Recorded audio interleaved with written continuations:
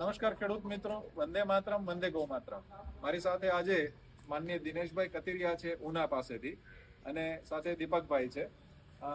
ખાસ મને અંદાજો નહોતો કે ત્યાં સુધી આટલું સરસ કાર્ય થતું હશે. કેટલાય વર્ષ પછી મને ખબર પડી કે લગભગ 2 વર્ષથી દિનેશભાઈ સરસ ખેતી કરે છે. ડુંગળીથી લઈને એમના જે પરિણામો ગૌકૃપા અમૃતમ આધારિત મળ્યા, અને મારી બસ વિનંતી આપને એ જ છે કે આપ જ આપનો અનુભવ કહો કે બેક્ટેરિયાનો તમારો અનુભવ શું રહ્યો, અને અંદાજો ડુંગળીથી લઈને બીજા અલગ અલગ પાકો કર્યા હોય એમાં આપનો અનુભવ શું રહ્યો. એમાં દરેક પાકની અંદર એકદમ સારામાં સારી ગ્રીનરી, એની વૃદ્ધિ, વિકાસ આમ આખું અલગ જ પડી જાય છે.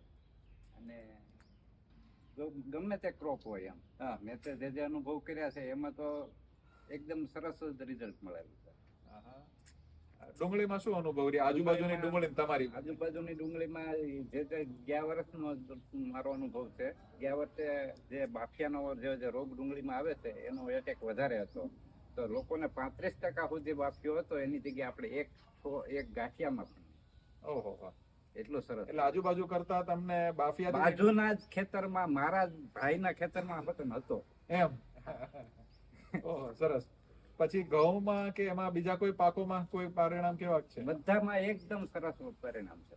શું ઉત્પાદન રહ્યા તમારા બધા? ઉત્પાદનમાં આજે હું તો ખેતી કરતો નહોતો, છતાં મેં ઓર્ગેનિક કરવા હતું થઈને જ રાસાયણિક ખેતી બધી છોડી અને જમીન સીધી સંભાળી. 35 વર્ષથી તો દેશી ખાતર કોઈ નથી નાખ્યું, અને એની અંદર ખાલી ગૌકૃપા અમૃતમ બેક્ટેરિયા વાપરી રાસાયણિક ખાતર તમામ બંધ, છતાં પરિણામ. ઓહો, સરસ.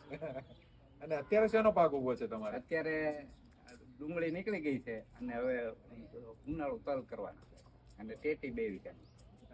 હું દિનેશભાઈ નો બીજી રીતે પણ ધન્યવાદ કહીશ કે અમને કેટલાય ખેડૂતોને ત્યાંથી નિઃશુલ્ક ગૌકૃપા અમૃતમ આપેલું છે.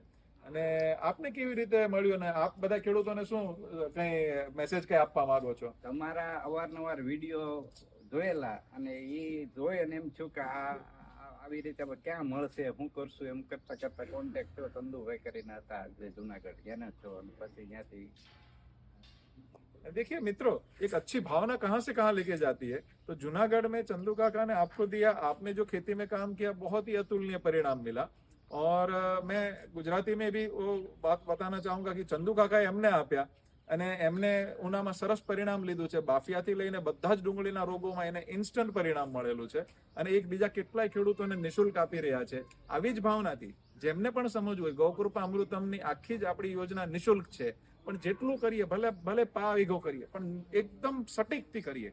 7 જ દિવસમાં યુરિયા, ડીએપી, પેસ્ટિસાઇડ બંધ થઈ જાય અને ઉત્પાદન જળવાય. કેમિકલ કરતા વધુ પણ ઉત્પાદનના અમારા પરિણામો ખૂબ જ લીધેલા છે.